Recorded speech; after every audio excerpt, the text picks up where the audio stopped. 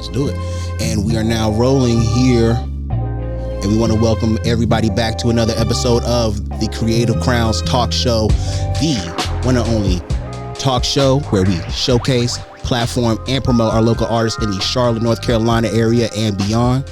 Welcome back. My name is Tony P. the Phase God. I'm going to be your host once again.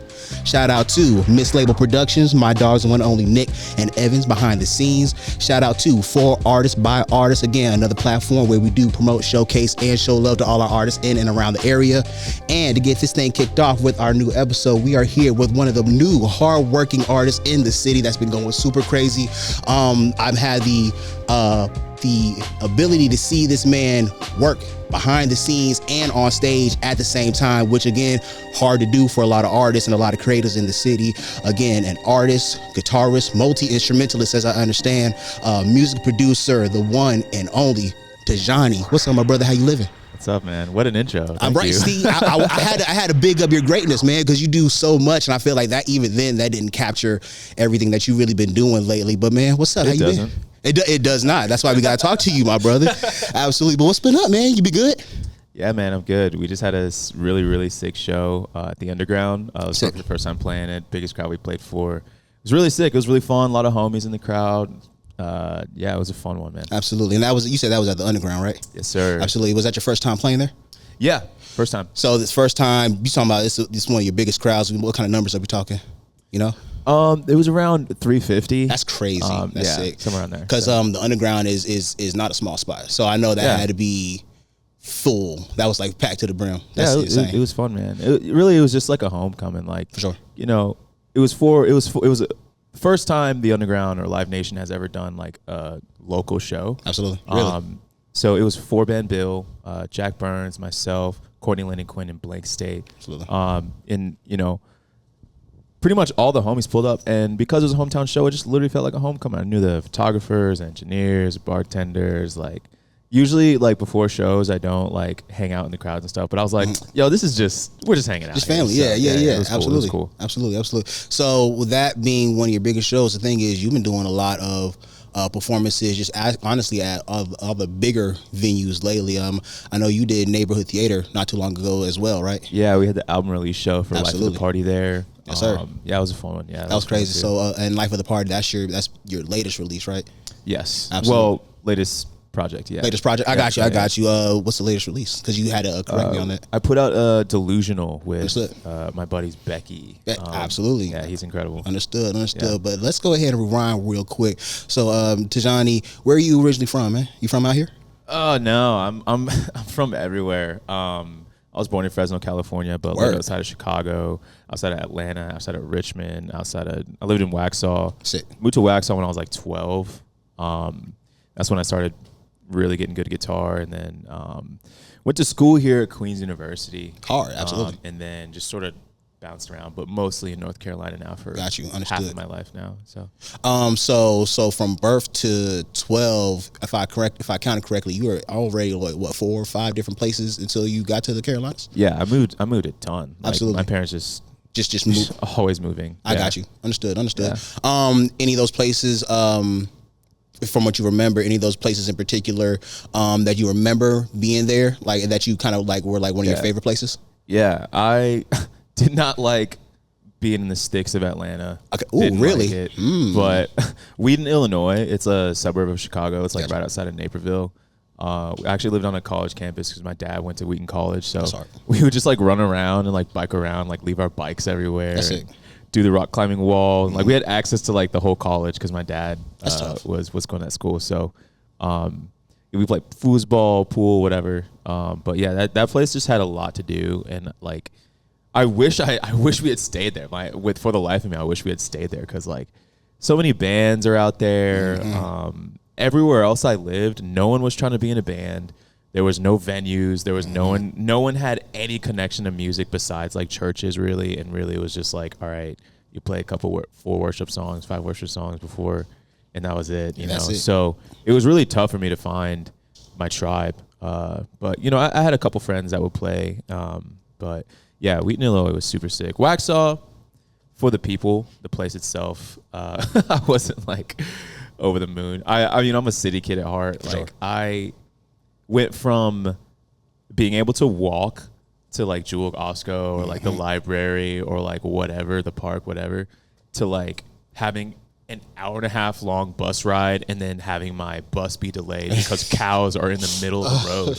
And I'm just like, I wake up like, why is the bus stop? And there's literally cows just crossing. I'm like, what? Yeah. I was like, Mom, why did we move here? This is insane. That's insane. Yeah. I could have, like I said, just come from California, like you said, to Illinois, places where it really is kind of, even if it's in Wheaton, like at the very least you were at least trying to find it. But once you're out here in the Carolinas and apparently in Atlanta as well, like once you're kind of in that wooded area, it gets a little sticky. It slows down a lot, especially for a lot of places where you're coming from, where it's a little bit more fast moving. So boom, we're in Waxhaw, we're learning guitar. Is that where that energy starts transferring into music? Because it is like an hour long drive. What you got? So because we were moving so much, and I hated school, always hated it.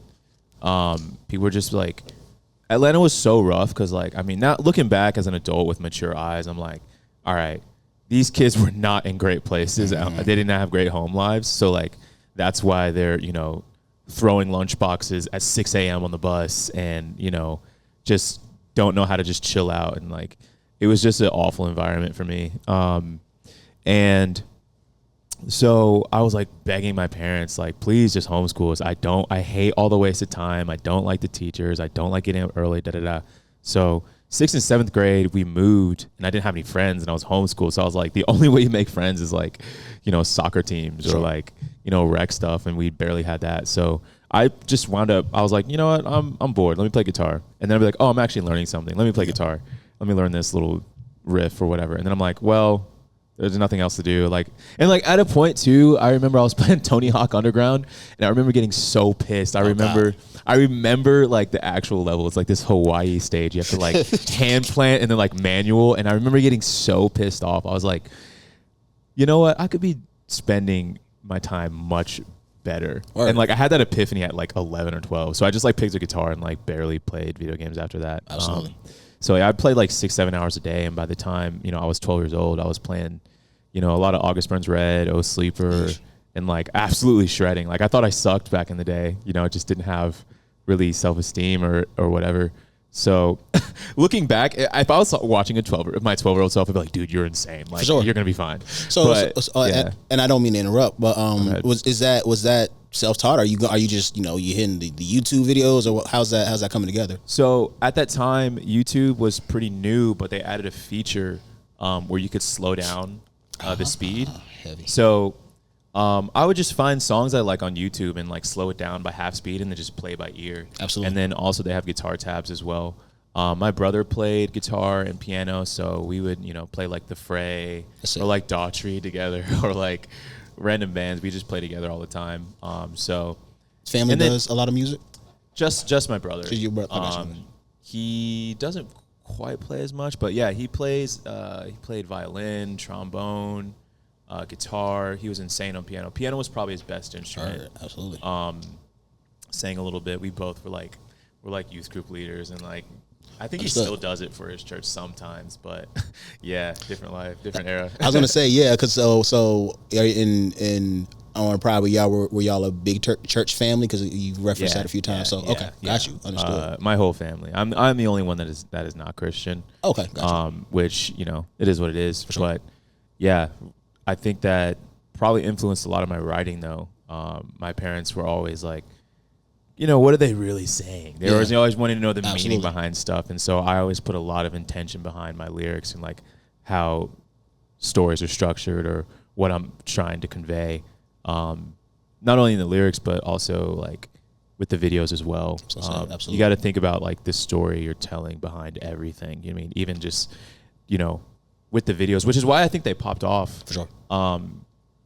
I was trying to think of a way of how, all right, there was a disconnect between people knowing I make music and that I'm also recording it and also playing all the instruments and also mixing and mastering everything. So I was like, how do I like show that? And so my first idea, Dark Slide, I was like, what if I just put myself in, what is the word? I always forget the word. What's it called when you like not feathering? I forget the term. Anyways, I was like, let me just put 3 copies of myself in the video. Got you. And then just like have me playing all the different instruments. And I think that coupled with just doing it with my shirt off, also just the energy of the song, people are just like, wait, whoa, like what's actually happening here? And then like it creates its own story without me even have to say words.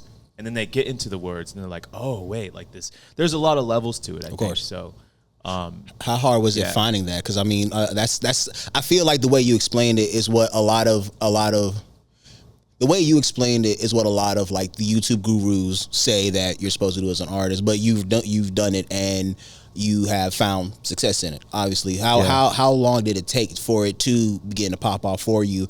Was it like, okay, I did the formula like they said and it instant, or is it like a repetition situation? No, and honestly, I could probably do a lot more. It's just, time is very limited, but I put out Dark Slide about a year and a half ago. I think it was like October. Shout out boy band. Shout out boy band. Dude, oh my God, yeah. At the time, like he's Grammy nominated, worked with Lil Nas X, like works with so many different artists, and some of my favorite artists as well. And like such a cool dude. First person to really like give me some love without having, like, I didn't have any clout. I had no reason. He was just like, I just want to work with new people, and hit me back. So heavy. Absolutely. Yeah, we're like good homies now. So went out to visit him in LA back in January. But it was, I put that out like October of like 24. Yeah. And then I kept doing that same formula. And then Medicine was the one that really popped off. Absolutely. We got reposted by the host of Love Island. What's her name? That's kind of wild. Yeah, That's it was sick. Crazy. It was so random. I was low-key pissed because I was like, damn. I want people to love the music. I want people to love the music. Like, and I was like, man, that's, I mean.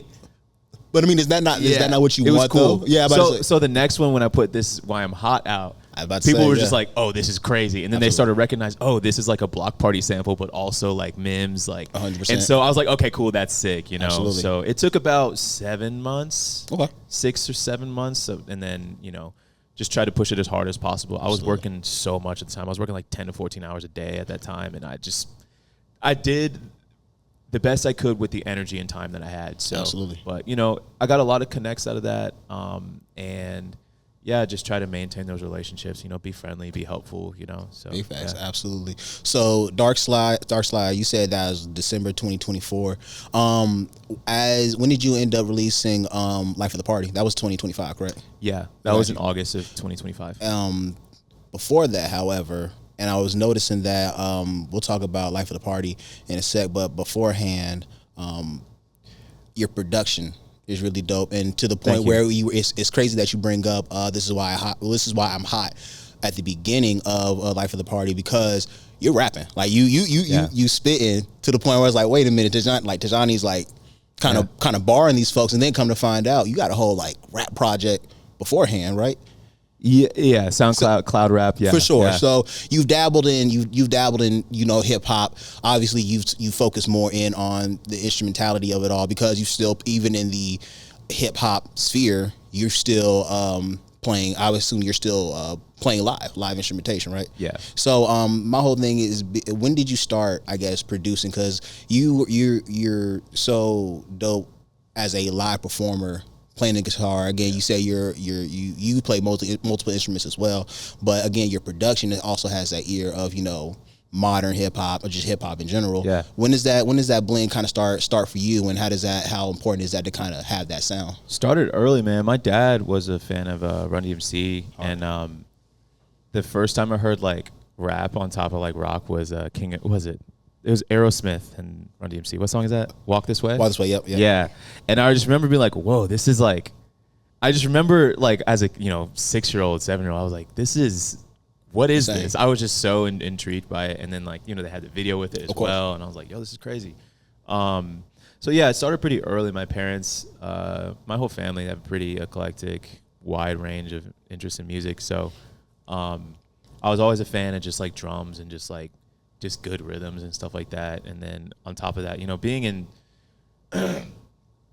being in a Christian household, wasn't allowed to listen to a lot of rap stuff. Fair. So Guitar Hero 3 came out when I was like 5th grade or something like that, and that like changed my life. I heard Can't Be Saved by Senses Fail. I heard Sabotage for the first time by Beastie Boys.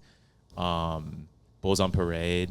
And yeah, so that like really influenced it. But something, yeah, for This Is Why I'm Hot though, I put that at the top because two reasons. One, just to pay homage to Block Party. Helicopter by Block Party. This is something I did not get to talk about. Helicopter by Block Party, like, it like broke my brain. I remember, so during that time when I moved to North Carolina, I was homeschooled. I heard that song and I was like, at that time people would make their own YouTube music videos and post them. And I watched the Block Party music video for Helicopter. I'm like, why is this black dude playing guitar in like a warehouse? Yeah. Like, I'm like, I don't get it. It didn't click with me until 2 years later that Kelly Okereke is Block Party. Oh. And I was like, oh, black dudes are playing guitar like this? Heavy. Oh, that's crazy, right? That's insane. And that just like changed my whole perspective. And that sample, the first thing you hear on Life of the Party, that's actually a sample from Tulips from Block Party. Understood. And then also production-wise, on the next song, Death Wish, the guitars pan left and right, and they sort of like duel each other. And that's also an homage to Block Party because they do the same thing throughout their music all the time. And I think that just like directly influenced me. And I think it was so sick to just like join both worlds of like, you know, the hip-hop world of sampling just in general. Exactly. That's a part of the rap world, but also just covering a song that's Absolutely. very famous, a club banger, but also bringing in my own production and own guitars. And then also having Lo-File on it. Lo-File, if you listen to the scratches at the end of This Is Why I'm Hot, one of my favorite producers, Lo-File, Tyler Cord, he's absolute legend. Becky was like, dude, you should get Lo-File to do it. I'm like, he won't do it. I'm like, you know what? Screw it. Let me try it. So I threw it to him. He's like, dude, this is sick. And then he sent me the stems back. I'm like, dude, this is so fire. So yeah, I got 2 Grammy nominated artists on Life of the Party, which is crazy. And which means you next then. I mean, that's what the people are saying, I guess. Come on, no, it was so cool to like bring those two worlds together, and like got love from Travis Barker off that. Got love from Fred Durst from Limp Bizkit off that.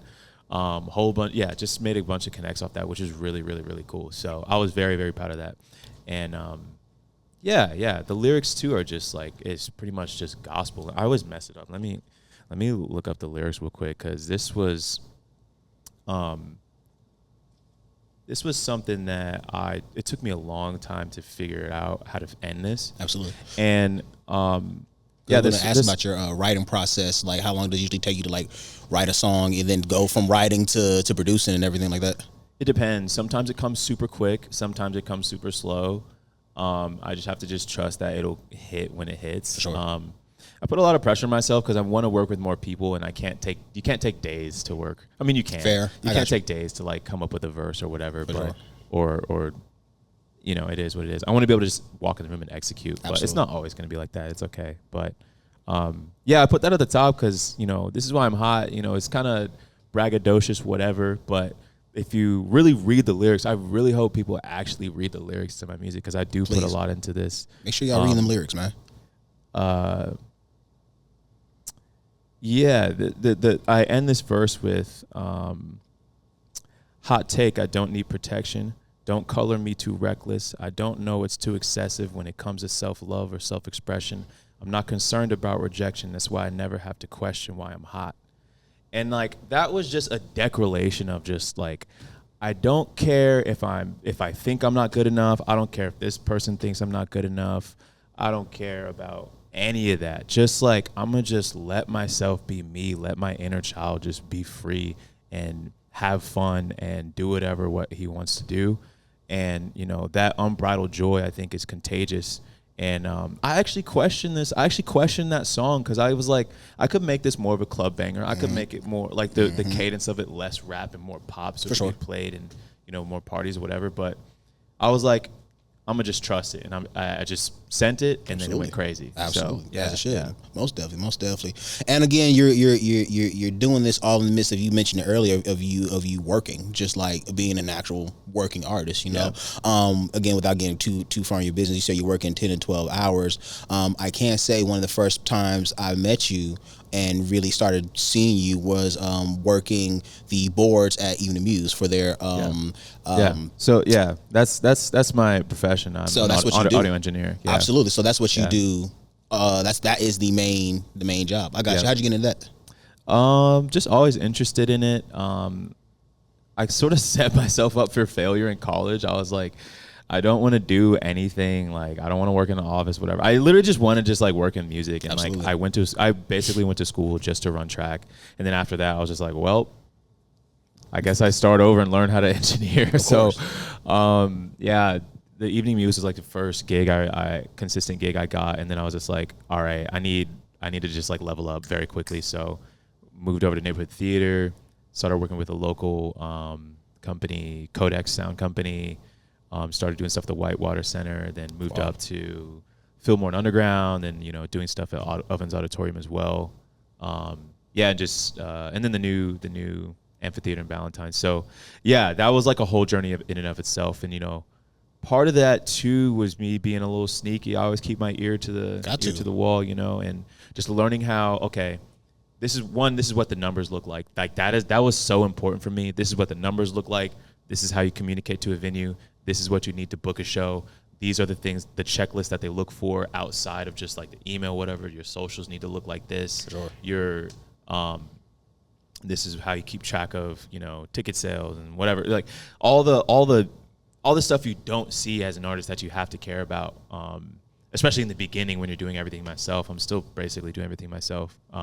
That's not true, but starting to delegate more stuff. But anyways, yeah, I always kept my ear to the wall and like learning how to maneuver and just paying attention, Absolutely. and caring. Have to actually caring. Like I think people, I think when you care, you just naturally just pick up a lot of things. So I know a little bit about lighting. I know a lot about audio. I know a lot about how shows are ran. I know, what the splits look like, or I know what, all the different things. Yeah.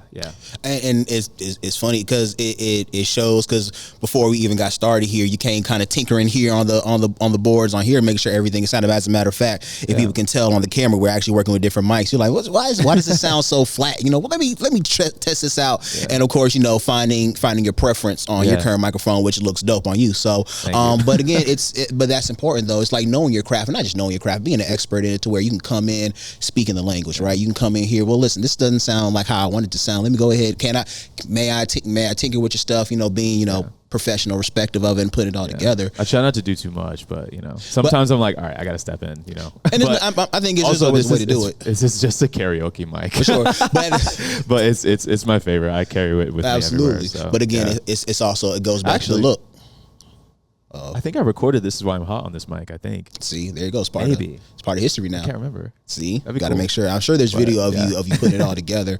But no, and again, it all comes to a testament of you learning, because that's very big. You as an artist being able to soak in all that information and knowledge, kind of knowing, because a lot of people will work the boards and kind of just stay there and they won't do anything else with it. You soaking in that information obviously had you moving around, because again, I didn't even realize you were doing stuff at neighborhood theater, basically at all the bigger venues in and around the area. Because that's so important, is getting that information, utilizing it, and of course putting it into your art and finding that success. You did mention that you were doing a lot of this by yourself. So again, I gotta stress this, that you are, at the end of the day, you are writing this music by yourself, you are producing it, the instrumentals as well, you're recording yourself, putting this all together, and of course putting together your own events and your own booking as well, as you were just saying, like sending these emails, really figuring out that grind to it. When did it start clicking for you though? Like, because I've seen you right away. So right away, I got you. Like, I think I try not to think too far ahead. I try to envision myself, all right, 2-3 years from now, I'm going to be doing this. But right now, I'm right here. So just focus on right now. When I was at the Evening Muse, I was like, okay, this is a 120 cap venue. How do I get a show here? Like, how do I just have a show here? You know what I mean? And I was like, all right, cool. I took that step. I'm like, well, how do you get into a bigger show? Do you open for other people? Do you book your own show? Is it all based off social media? Is it all based off ticket sales? Is it, and I just try to just take like one step at a time and just like keep doing that. It's a lot slower of a process. But like, I don't know any other way to do it. This is just my story and my path. But absolutely. What's the hardest part of doing that by yourself? Like knowing the ticket sales, reaching out. Like in your opinion, what has been the hardest part for you? Just all the back end stuff. Yep. Mm-hmm. Gotcha. I think just time. I want to make music. I don't want to do all those things. I don't want to send emails. I don't want to, always be sending out, W-9s or whatever and doing taxes and keeping a track of like, expenses and stuff like that. I don't want to be doing that. I want to just wake up, hit record and just make stuff or just like make stuff with my friends. But, life is life. So you got responsibilities. I don't really make that much anymore. At least in this season, haven't been really making that much. So I want to just get back to recording and just writing and like working with bands. And, 2023 was sick, but I was really tired. Like I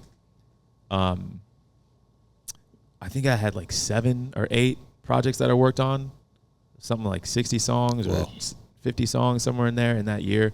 I was exhausted. I can imagine. It was cool though. Just getting my name out there and just being a part of the community, which is really cool. But yeah, that's the hardest part. I just don't have time to myself to really make music that much, to be honest. Understood. Yeah. Absolutely. Understood. Well, Tizardi, we're going to go ahead and shift gears real quick. I want to go ahead and start this segment that we call How Heavy is the Crown? And what this segment is basically giving you the opportunity to let people know what is the heaviest part of your journey so far. What has been kind of the thing that has been steady on your mind, or something that you're always kind of thinking about, that you want the people to kind of know or understand or kind of get a better idea of, that you go through? Mostly just the time. So it goes back to that time. Yeah, mostly just the time. If had I structured my life differently, if I had a different path, I'd probably be able to hang out with my friends more. I'd be able to hang out with, family more, or go travel more, and just do other things outside of just, constantly just having to be aware and on top of it. Like, it would be sick to just, I dream of like becoming an electrician. Word, and for just real. like clocking in, clocking out, going to play pool with the boys. That's the dream. Drink my water, pay my taxes, For go sure. to sleep, But I've accepted, like, acceptance is key. And you gotta just, I can't I can complain about it, but like acceptance is key. This is what Absolutely. it is. So yeah, you just gotta just get through it.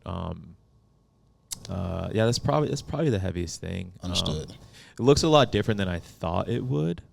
But this path, I think whatever you're doing on your journey to mastery, I think whatever you're doing, you're going to have to learn certain characteristics, and you're going to have pitfalls. Everyone has, their Achilles heel that you're going to have to just like work through, whether that's, low self-esteem or like, not, or big one of mine was asking for help. And it was crazy because this past year, building up these friendships and relationships and stuff like that, I'd be like, man, this cost so much money and I just don't have it, like 100%. I could do it myself, or I could do it in a way that would work, but it wouldn't be as like,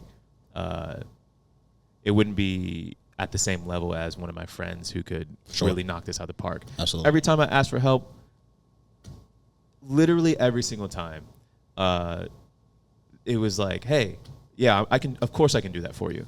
And I'm going to do this X, Y, and Z for you. And I'm going to send this to this person. I'm just like, wow, that's Absolutely. crazy, man. Like, really, if you just ask, you literally just have to ask. Like, it's right there. You just have to ask, And now that's been a really big lesson for me.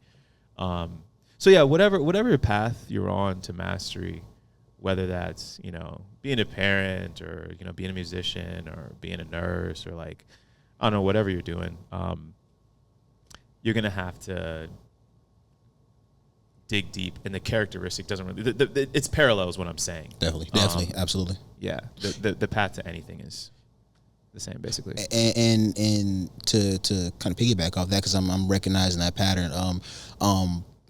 You're big on, again, relationships. It definitely, you having that time to be able to boister those relationships, hang out with the boys, because and I got that a lot from listening to the music that you create, listen to the lyrics that you say. A lot of it kind of seems to stem from relationships from different aspects and perspectives. How it's obviously important for somebody in your craft, for somebody in your position at your level. How difficult is it maintaining these relationships as a budding artist? That you're finding this traction now, you're finding this momentum, you're growing. Of course, you're mentioning that the business end is still working on it, but again, it's all coming from relationships. How difficult has that been to grow that and maintain it? It's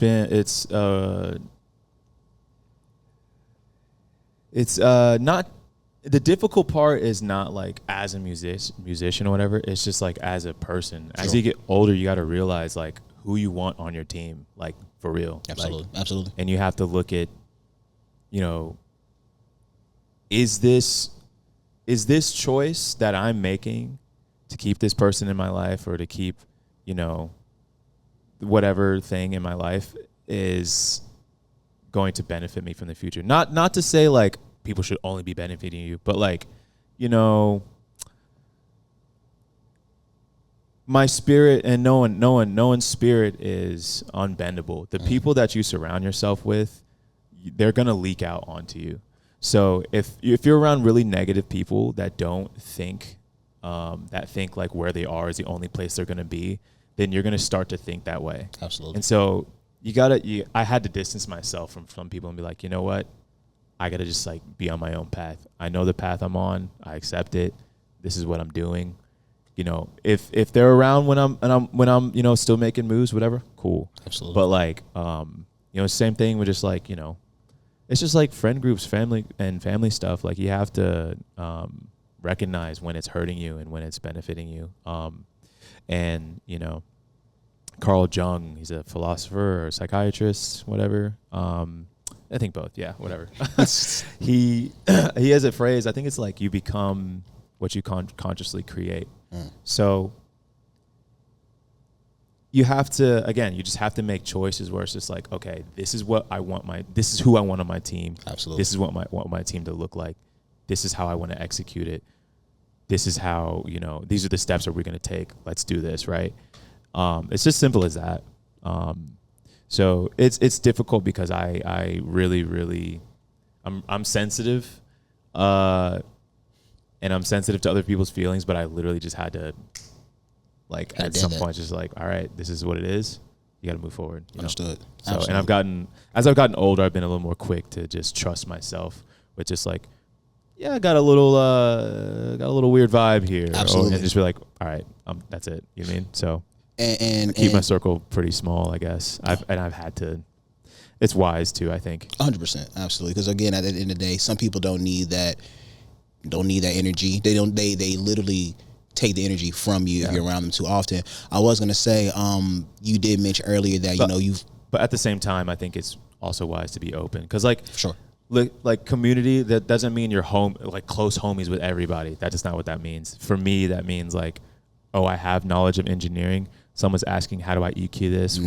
What is this? How do I master this? What does this booking look like? How do I structure this email? That's what it looks like for me. Just passing knowledge and like actually caring. And then like also recognizing like when people have talent or like when people are working hard, just saying, hey, you're working hard, you're talented. That can go a long way. Like I'm 29 now, and like, I remember being 22, 23, just not know. I was just like, I don't know where to start. Absolutely. I don't have anyone I don't have anyone. So I had to just take myself to school, and like, YouTube can only get you so far. That's and fact. You just got to just like fail and just like fail over and over and over and over and over. I'm still failing. And just, sharing those stories and sharing that, passing that knowledge along to people around me. I think that's also important. But. And that's very important. And that perfectly segues into my next question. Because again, with you being so knowledgeable in engineering. You've stated that you've engineered for other artists throughout the entire city.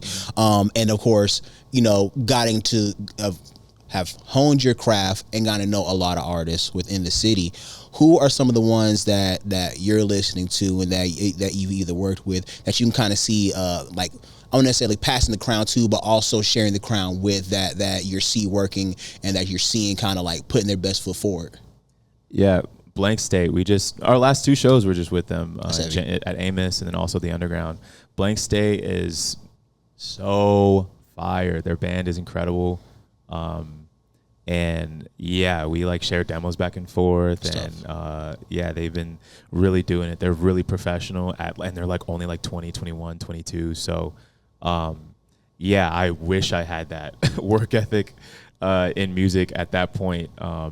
And yeah, Blank State's been absolutely crushing it. Nia J, we've been working together for a long time. Shout out Nia J. That was my first like, kind of, I don't want to be possessive, but like my artist, where it's like I become the go-to engineer for this person. Yeah, so Nia J, incredible. Becky, incredible.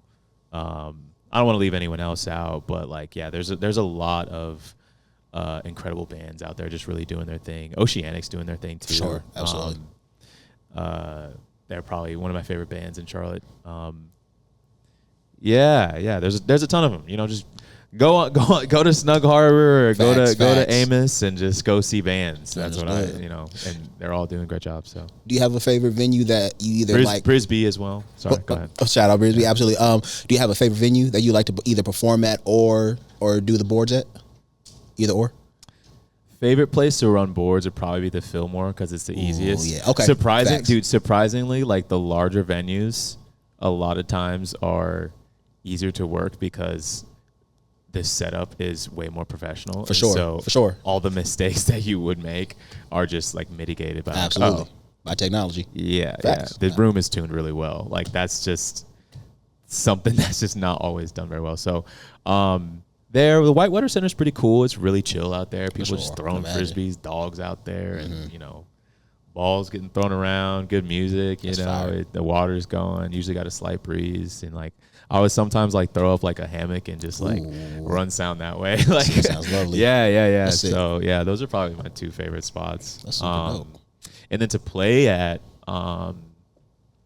man. I don't know if I have a favorite, to be honest.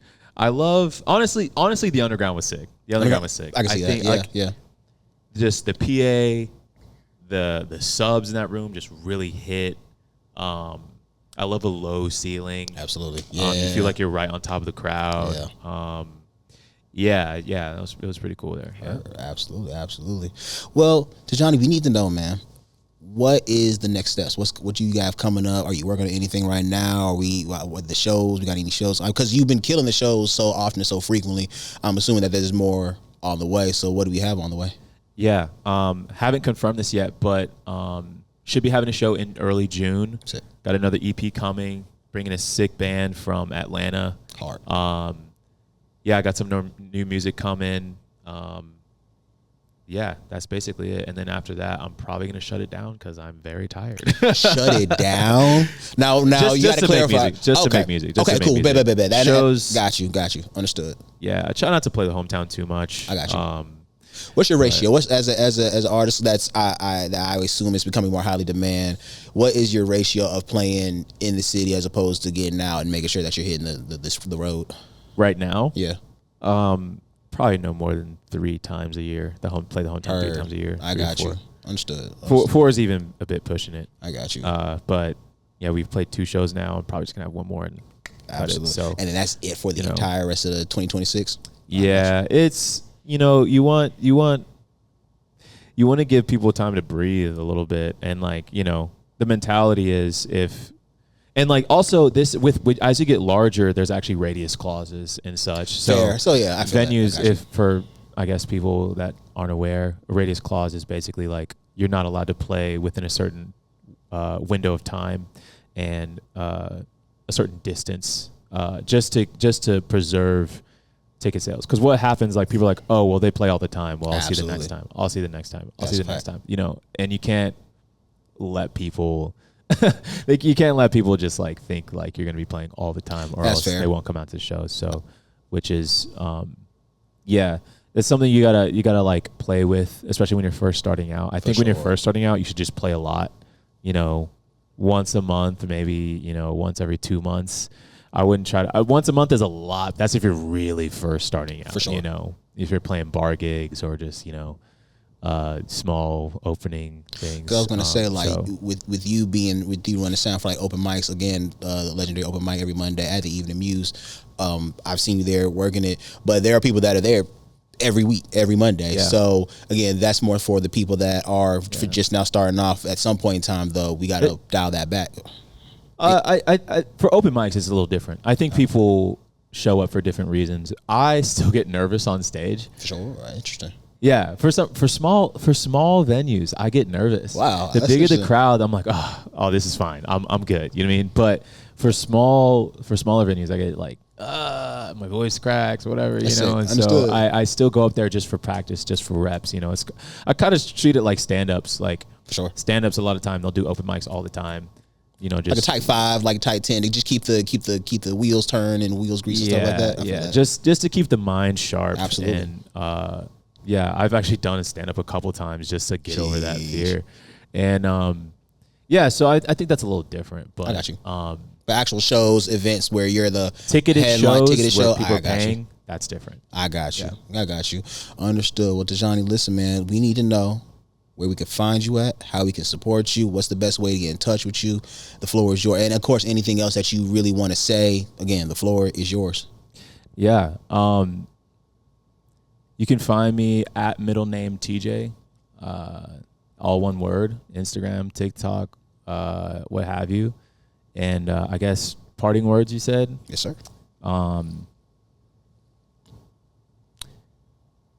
The only way to fail is to not try. That's been my mantra recently. So yes, sir. Yeah, and just ask. Just ask. 100%. So we're gonna be asking a lot of you moving forward, all right, Tajani? Yes, sir. That's cool. Understood. Listen, Tajani, I appreciate your time, appreciate your effort. Always love. Thank you so much. Love you. I appreciate you. Listen, this has been another episode of the Creative Crowns Talk Show. Again, make sure you tap in with my dog Tajani. Way too talented. Way too, like, some point in time, this is going to be a legendary interview. So we won't be able to get him back on here. But until then, make sure you tap in, show love, please support him. We always got time for face guys. You're too kind, sir. Shout out my dogs, one and only Nick and Evan behind the camera. Shout out Miss Label. Shout out for Artists by Artists. We love you guys immensely. Until next time, we'll see y'all later. Peace. Peace.